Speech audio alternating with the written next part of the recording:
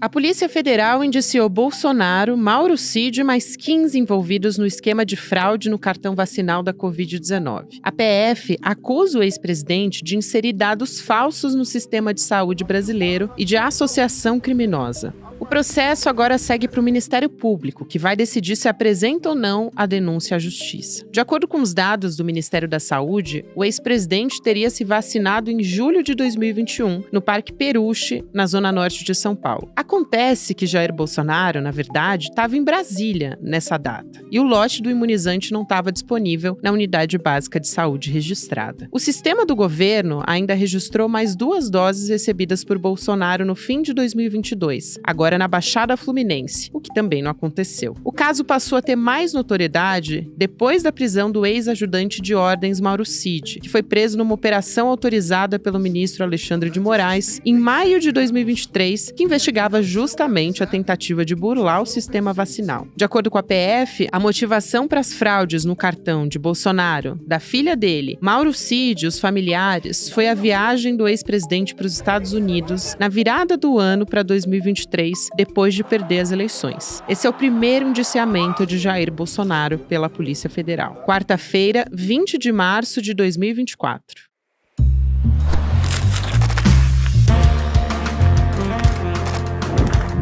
Sou a Gabriela Varela, esse é o podcast Detalhes, e aqui mais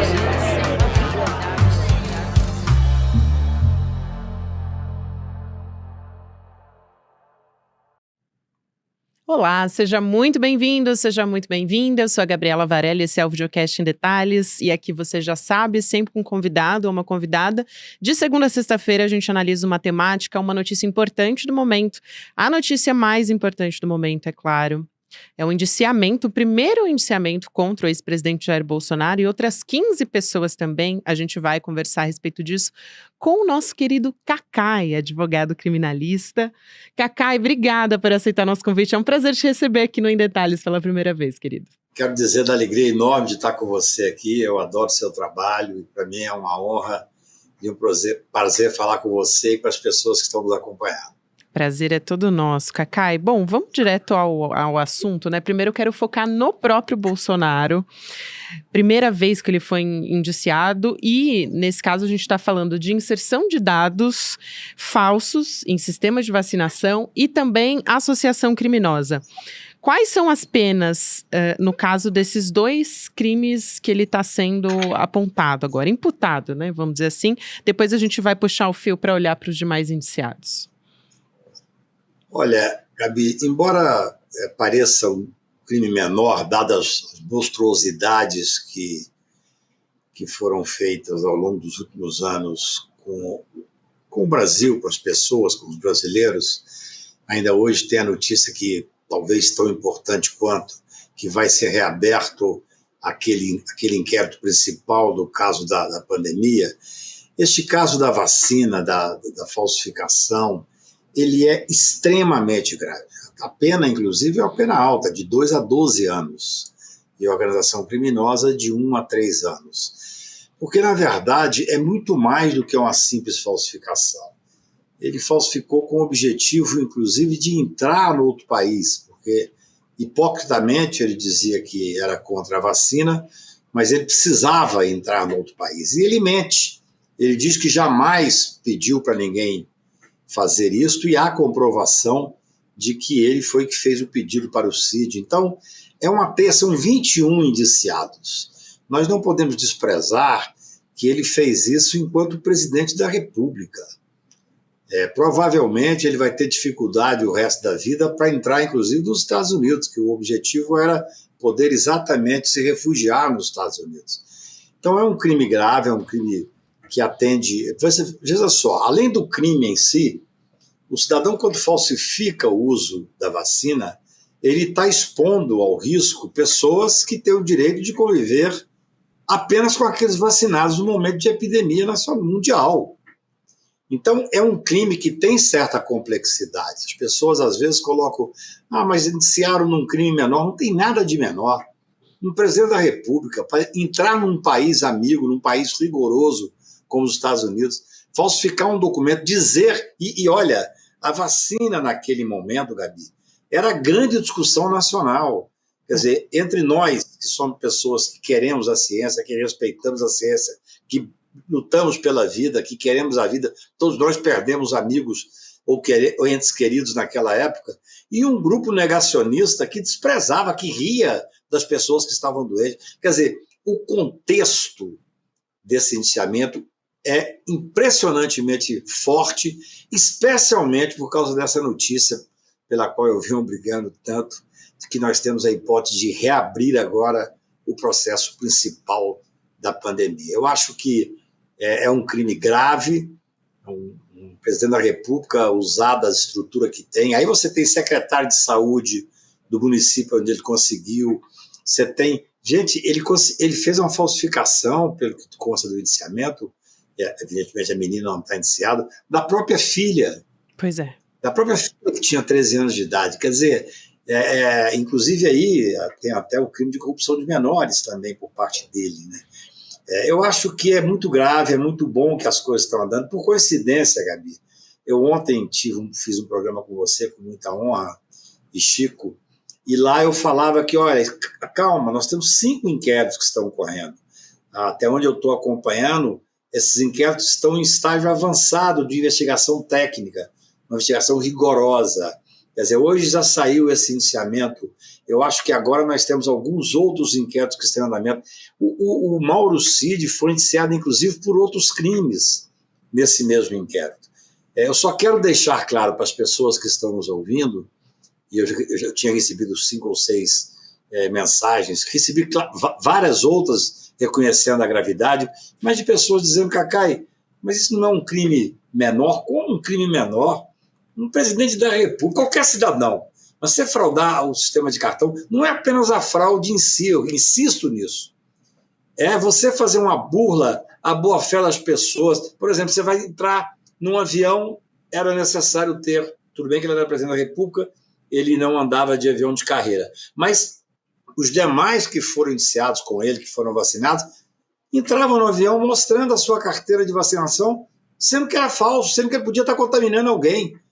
É de uma gravidade, isso demonstra o desprezo que Bolsonaro e seu bando têm pela vida, a falta de respeito pelas pessoas, a falta de comiseração, a falta de tudo.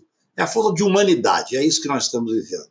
Cacai, eu acho que você tocou num ponto aqui que eu diria que é fundamental, porque eu tenho ouvido muitos juristas avaliando esse caso, e eu tenho justamente escutado isso, de que tem um menor potencial, de que os outros crimes são mais graves. Tudo bem, a gente tem aí o Bolsonaro, ele tem outras investigações que estão em curso, né? Para além da fraude no cartão de vacina, a gente tem o 8 de janeiro, a gente tem as joias sauditas, a própria pandemia de Covid-19, que você ressaltou muito bem, vai ser reavaliado agora, porque a gente teve antes, né, do Paulo Gonet, que agora assumiu a PGR, a gente teve o arquivamento por Augusto Aras e a PGR vai reanalisar essas ações da CPI da Covid, que a gente tem uma imensidão ali de provas contra o ex-presidente Bolsonaro, que atuou contra a sociedade na época da pandemia. Então, eu acho fundamental, eu quero te perguntar o quanto esse indiciamento que a gente tem agora envolvendo o cartão de vacina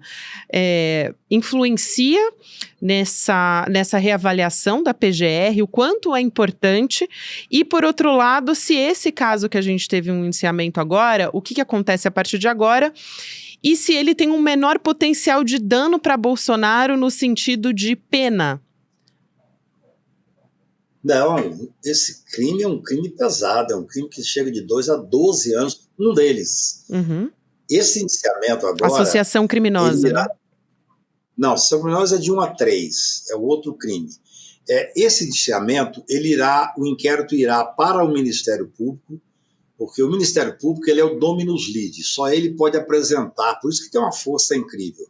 Eu costumo dizer que o Procurador-Geral da República, no caso, por exemplo, do Presidente da República, antes dele apresentar a denúncia, ele tem mais poder do que os 11 ministros supremos juntos. Porque o Poder Judiciário é um poder inerte, ele só é se provocado. Eu até cunhei uma expressão, poderes imperiais do Procurador-Geral da República. Durante toda a pandemia escrevi sobre isso, da necessidade de tentar diminuir esse poder, de diluir esse poder. Agora, respondendo a você objetivamente, isso vai para o Ministério Público, que deverá apresentar, porque pelo que vi está muito bem feita a investigação, uma denúncia contra, são 21 denunciados, pelo menos contra o Bolsonaro e boa parte do seu bando que ajudou a fazer essa falsificação. Agora, a gente tem que ver que esse é um inquérito isolado, esse inquérito ele deve dar um processo criminal. Eu sou favorável, e tenho defendido isso, que cada inquérito desse tem que ser tratado isoladamente, claro que um influencia no outro de certa maneira, mas tecnicamente para ter a materialidade e a autoria perfeitamente delimitada. E aí nós vamos ter questões importantes, por exemplo, no processo que, antes de ter o 8 de dezembro, sem a menor sombra de 8 de janeiro, sem a menor sombra de dúvida, o processo mais importante era da pandemia. Nós tivemos 700 mil mortos. Aquele inquérito não é que ele foi arquivado. No Brasil, a jurisprudência é pacífica, que quando há arquivamento específico de um fato que foi investigado, o Ministério Público pede o arquivamento e o Poder Judiciário arquiva, só pode ser reaberto se tiver fatos novos. Esse grande inquérito, são vários, tem vários fatos que não foram arquivados. São vários fatos referentes à pandemia que podem vir eu tenho batido muito sobre isso, que podem vir a ser analisados agora sob o novo prisma do Ministério Público e também da Polícia Federal. Agora, esse caso específico, o ministro Gilmar tinha dado um despacho enfrentando o pedido de indiciamento, que é uma coisa tecnicamente que nós temos que discutir sob o prisma teórico até aí. Mas, de qualquer maneira, não é um caso que estava arquivado. O que ocorre?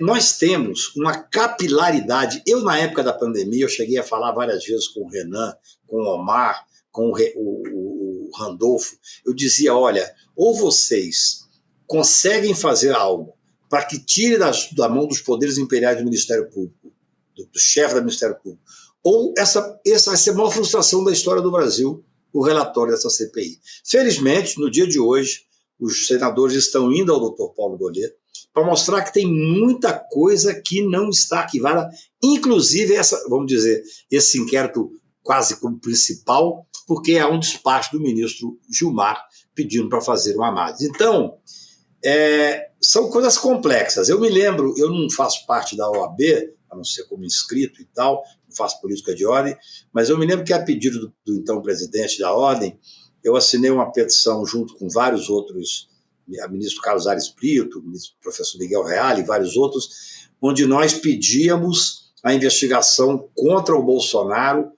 pela morte de 1/3 dos 700 mil brasileiros que morreram durante a pandemia. Não tem nada mais grave. 1/3, porque nós tínhamos estudos de especialistas que diziam que se tivesse agido diferente, nós poderíamos ter evitado a morte de 1/3 dos brasileiros. Isso está absolutamente apto a ser investigado. Quer dizer, os crimes que estão postos ali são crimes, epidemia com resultado morte, infração de medidas sanitárias, uso indevido de verbas públicas, incitação ao crime, crime contra a humanidade. É um cipoal de crimes que esse cidadão tem que responder. Ele, especialmente o ministro da Saúde dele, à época, o general, que é incrível, não sabia o que era SUS, no meio de uma pandemia mundial, o mundo inteiro parado, e o ministro da Saúde que não conhecia, talvez, o principal programa de saúde do mundo. Então, Gabi, é muito interessante, é sintomático até, eu diria, que esse indiciamento tenha vindo da questão específica da fraude no cartão das vacinas, tenha vindo no dia em que se anuncia a hipótese da reabertura da investigação da questão da pandemia. Porque aí sim, você tem toda a razão, está tudo imbricado, é tudo quase desdobramentos de uma irresponsabilidade criminal, irresponsabilidade enorme do presidente da República, que teve a ousadia de rir do brasileiro, de desdenhar da morte, de cultuar a dor, de cultuar a morte. E, olha, não é tarde, mas ainda é tempo. Eu me lembro que na época da pandemia eu escrevi um artigo com esse título. É tarde, mas ainda é tempo. É necessário fazer esse enfrentamento. E nós vamos fazer. Nós não vamos deixar esquecer o que passou. É fundamental, Cacá. Essa página não foi virada e eu acho que dá para puxar um fio para a gente dar uma olhada nos demais indiciados, porque a gente está falando aqui, por exemplo, do Mauro Cid, o ex-ajudante de ordens de Bolsonaro. Tem outros personagens que estão envolvidos em outras também investigações. Então, eu acho que é importante a gente olhar para esses nomes. Nesse caso, também tem o deputado Gutenberg Reis, do MDB do Rio de Janeiro, mas a gente tem nomes, por exemplo, como o Marcelo Câmara, assessor de Bolsonaro, tem outros assessores também. O próprio, a esposa de Mauro Cid também, né, porque o Mauro Cid está envolvido ali com outras, tem médico, tem enfermeira também envolvida nesse caso, mas e secretários de saúde também, servidores da prefeitura envolvidos nesse caso. Agora, Cacai, a partir do momento que existe esse indiciamento, né, eles passam de investigados, eles passam a ser imputados. Tem um aspecto do Mauro Cid que é o seguinte, e aí eu quero te perguntar se vale para todas essas investigações. O acordo dele com a Polícia Federal, né, que prevê uma pena máxima de 2 anos de prisão por conta da colaboração premiada. Como é que fica essa história especificamente do Mauro Cid? Olha, eu não li o acordo, mas quase certamente o advogado que o acompanhou fez um acordo guarda-chuva. Quer dizer, ele deve ter respondido, ter feito acordo sobre tudo, porque não adianta ele fazer um acordo do crime mais grave, que seria o crime de 8 de janeiro, vamos chamar assim, e lá ele pegar 2 anos e aqui ele pegar 10. Ele era o braço direito de Bolsonaro, né? Está envolvido em vários outros casos. Né? Além disso, Gabi, ele era o braço direito e há relato de que tentou-se fazer essa fraude em alguns lugares que não deu certo, aí ele foi até a prefeitura de uma cidade do interior do Rio de Janeiro, por isso o secretário está indiciado, e lá conseguiu esse conluio. Né? Tem até uma coisa que eu não quero dizer que é de uma criança, mas a criança pedindo para o pai, não falsifica não, eu quero vacinar. Quer dizer, é uma coisa muito dramática até. Mas eu não conheço, mas eu tenho a impressão que certamente, eu não conheço a delação, mas certamente o advogado deve ter feito uma questão. Eu li na imprensa que o Mauro Cid tinha feito delação que envolvia a questão do cartão, que envolvia a questão da joia, envolvia, evidentemente, 8 de janeiro. Eu não sei se envolvia a pandemia, que eu não sei qual é a participação dele na pandemia, mas deve ser uma delação guarda-chuva para que ele possa... Se não, o que aconteceria agora? Seria fácil do advogado fazer isso? O advogado poderia chamar e falar, olha, nós fizemos delação, que é um acordo que se faz, e aqui nós temos informações importantes para que seja estendida a delação. Mas já deve estar compreendido, sim. Inclusive, o caso dos indiciamentos contra a família Cid, vamos dizer assim, né, envolvem, além do próprio Mauro Cid, outras 9 pessoas também. Acho que vale a pena explicar isso, porque a Polícia Federal teve que explicar ali que ele agiu para falsificar dados de imunização dele como militar, da esposa dele, 2 filhas do casal, para permitir essas viagens para os Estados Unidos, como a gente está conversando. Só que aí teve uma questão ali que o nome da Gabriela Cid, a esposa dele, teve uma primeira tentativa da falsificação. Ela usou uma carteira emitida pela Secretaria de Saúde de Goiás que não deu certo porque o sistema do Ministério da Saúde alertou para um erro de dados. E aí, na segunda vez, justamente essa história que você citou, né? Foi um documento de Duque de Caxias, lá no Rio de Janeiro, que a fraude funcionou. Então, é realmente um rolo muito arquitetado e que não parou ali numa primeira tentativa, né? Foi realmente mais aprofundado, vamos dizer assim. Eu penso que eu não li o relatório todo. Na verdade, eu estava começando a me interessar mais por esse assunto, até para conversar com você, quando me ligaram sobre essa hipótese de reabrir o inquérito da pandemia, né, que foi uma coisa que me interessa muito, porque nesse eu me envolvi muito. Desde o início, eu não só escrevendo e falando, mas fazendo representação criminal e tal e tal. Então, assim, eu acho que as 2 coisas vieram num momento muito importante. O que a gente tem a certeza é que essa fraude, é bom que as pessoas pensem sobre isso, ela não é um crime qualquer de fraude, de falsificação, porque o Mauro Cid vai responder por uma série de outros crimes, mas é o contexto que se vê. Quer dizer, um cidadão que presidiu o Brasil, negacionista, que não quis comprar vacina, que ridicularizava quem comprava vacina, que apoiou o uso de um remédio que reconhecidamente não era cientificamente comprovado o seu efeito, um cidadão que fez com que as pessoas, as famílias viam seus entes morrer, e ele ridicularizando, como aquela cena em que ele, naquele episódio terrível de Manaus, onde faltou oxigênio, que ele simulava alguém sofrendo com oxigênio. Isso não podia ficar assim. Quer dizer, então, é um contexto. Esse mesmo cidadão tem a ousadia, presidente da República, de fraudar o cartão de vacina de uma forma, assim, até de certa forma atrevida, porque não deu certo a primeira vez, procurou um correligionário lá no interior para poder fazer a fraude, ele usou esse documento para entrar nos Estados Unidos. Aí eu já vi gente assim, mas ele não mostrou o documento. Não, mas ele tinha um documento, porque quando ele fosse voltar, ele precisaria do documento à época. De qualquer maneira, o que mais nos interessa, porque já não seria mais presidente da República, o que mais nos interessa é que está evidenciado tecnicamente, por isso eu não me canso de elogiar o trabalho da Polícia Federal. Demorou muito, porque esses trabalhos são trabalhos técnicos que exigem conhecimento de pessoas que têm uma formação muito específica.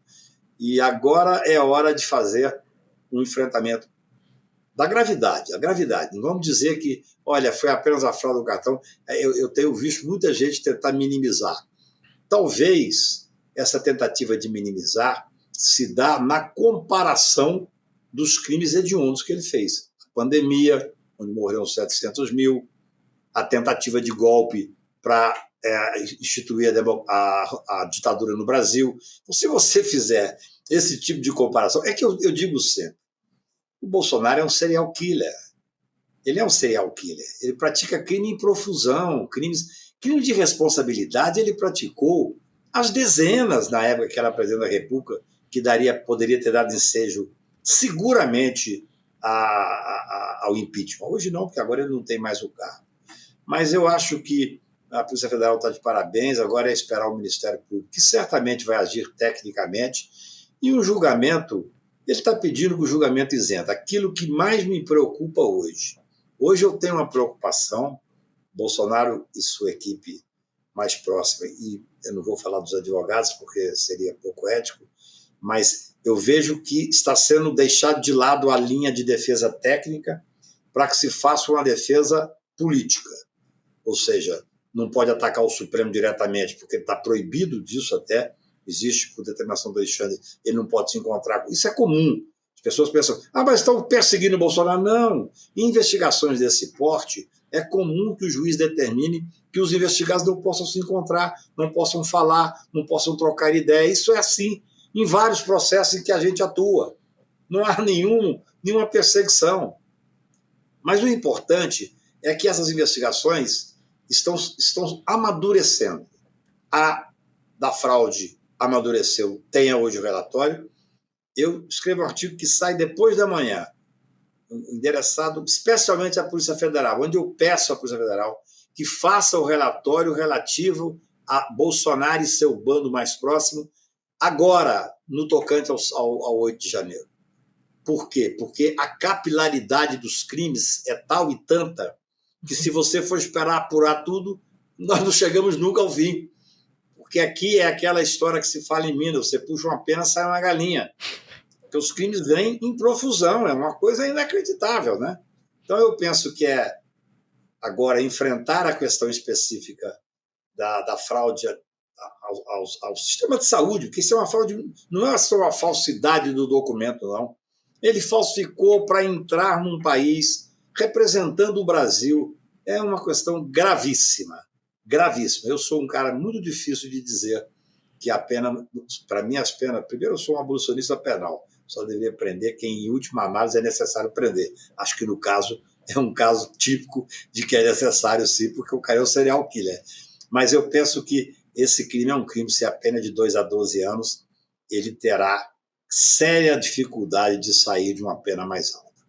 Só lembrando que na época também o Bolsonaro, ele falou abertamente: não tomei vacina. Ele falou isso publicamente. Inclusive, estão saindo aos poucos, a gente vai tomando conhecimento das informações das investigações da Polícia Federal, e nesse caso da fraude no cartão de vacina, a gente teve uma informação da Daniela Lima, da Globo News, enquanto a gente está conversando, Cacá, e fazendo a gravação desse programa no dia 19 de março, que é de que o IP do computador que foi utilizado para fazer os certificados falsos de vacina, né, do presidente e da filha dele, na época, foi o computador usado para imprimir o cartão. De acordo com o Mauro Cid, a impressora era do Palácio da Alvorada, quer dizer, a Polícia Federal recuperou os dois arquivos, certificado Bolsonaro.doc e certificado Laura.doc. É de uma...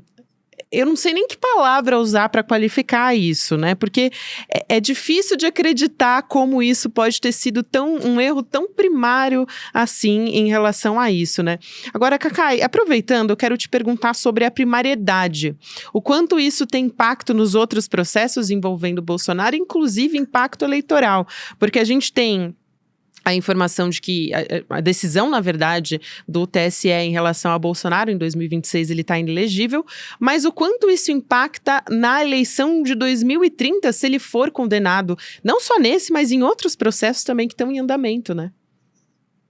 São duas coisas distintas, né? Há uma divisão entre os juristas e os advogados, eu não sou jurista, eu sou só advogado, sobre a questão da primariedade. Para mim, enquanto ele não for condenado definitivamente, ele é primário.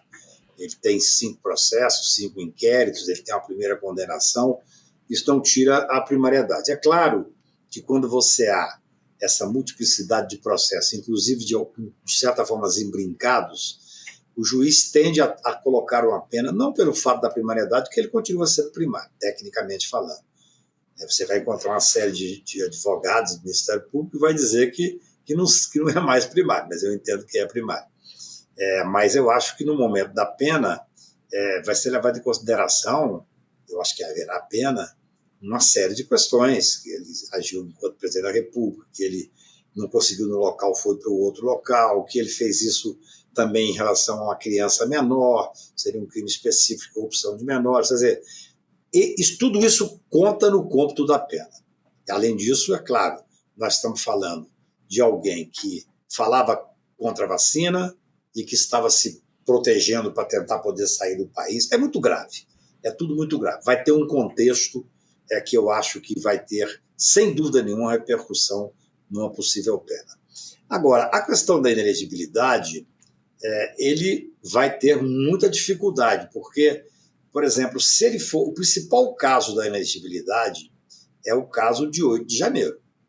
Porque se ele for condenado, como eu acho que inevitavelmente será, eu repito aqui, para mim, a Polícia Federal, que está fazendo um trabalho técnico excelente, tem que ter a responsabilidade de fazer imediatamente os relatórios. 1 dia, 2 dias, 10 dias, no máximo, para que nós possamos sair desse momento de instabilidade, onde Bolsonaro, deixando a defesa técnica, passa a fazer a defesa política, provocando o Supremo, chamando as pessoas para a rua. Repito, Gabi, isso é grave.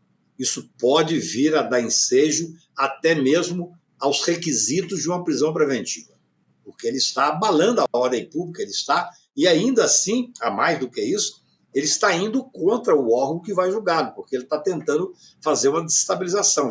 Eu gostaria de ser julgado por juízes isentos. Quem diz isso está partindo do pressuposto que o Supremo Tribunal não é isento em relação a ele. Então, tudo isso é muito grave. E ele sendo condenado, eu não sou especialista em direito eleitoral, mas tive a curiosidade, especificamente em crimes contra o Estado Democrático de Direito, contra a estabilidade democrática, aí a inelegibilidade dele será muito maior do que a condenação num crime comum. Eu penso que é muito bom que o país se prepare para sair desse antagonismo, sair dessa polarização que nós estamos vivendo, para que a gente possa ganhar desses fascistas na rua, para que a gente pode... Hoje eu estava discutindo com uma pessoa importante de Portugal, que estava falando sobre a chegada do Chega ao poder, E eu fazendo a comparação, dizendo que no Brasil da é extrema-direita, pior ainda, né? Para quem não está acompanhando. Porque lá a extrema-direita ficou em terceiro lugar, com 18% dos votos. Aqui nós temos uma polarização. Então é bom que nós nos preparemos para ganhar dele nos votos, mas é absolutamente democrático que essas pessoas que atentaram contra a ordem pública, que atentaram contra a democracia, que atentaram contra a saúde pública, respondam no Poder Judiciário. É assim que se faz no Estado Democrático de Direito. Nós não estamos julgando fazendo o jogo de alguma forma fora da linha, não. Nós estamos julgando exatamente como tem que ser julgado. Cometeram crimes, são crimes gravíssimos, tem que responder por eles. A inelegibilidade é uma consequência da condenação. É assim que se faz num processo no Estado Democrático de Direito. Exatamente. Antônio Carlos de Almeida Castro, como diria o Chico Pinheiro, nosso querido Cacai, que é advogado criminalista, um notório advogado criminalista. Quero agradecer a sua presença aqui, Cacai. Foi um prazer te receber no Em Detalhes. Volte sempre, portas escancaradas para você. Um abraço grande. Obrigado mesmo, Gabi. Eu gosto muito de falar com você. Você é muito inteligente, perspicaz e a conversa flui fácil, porque você sabe trazer os assuntos. Muito obrigado. Que honra, querido. Um abraço. Tchau. Um prazer sempre. Até mais. Bom, o Videocast em Detalhes fica por aqui, lembrando que o próximo episódio vai ao ar às 10h30 da manhã, ao vivo, para você que nos acompanha pelo YouTube. Na sequência tem Mercado e Investimentos, depois tem Rolê ICL e às 6 horas da noite tem ICL Notícias segunda edição. Lembrando que você sempre pode ouvir o Em Detalhes também pelas plataformas de áudio.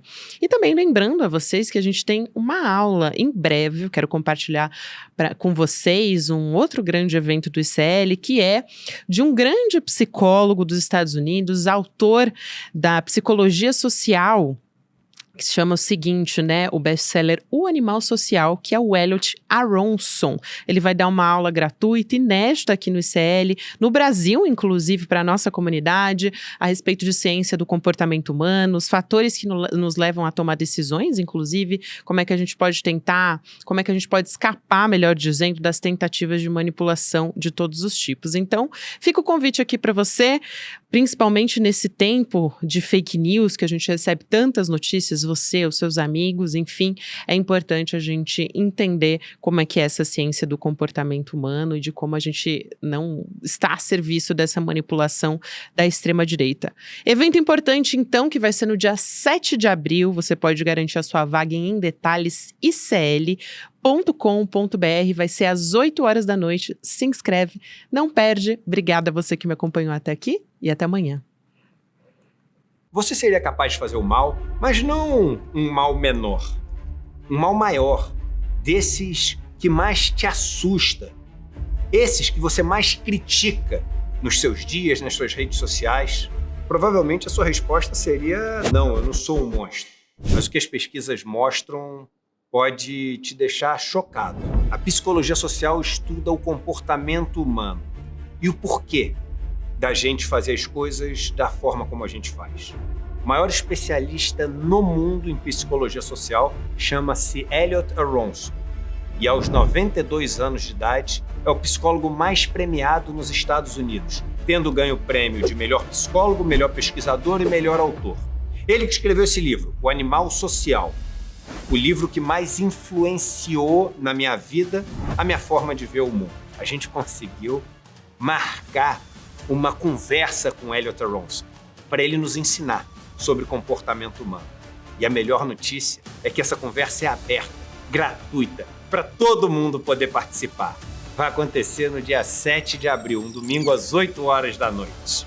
Para você participar, é só clicar no botão Saiba Mais aqui. Aproveite e chame todo mundo que você conhece para participar. Elliot Aronson, falando com a gente aqui no Brasil sobre esse tema tão importante. É agora ou nunca, irmão.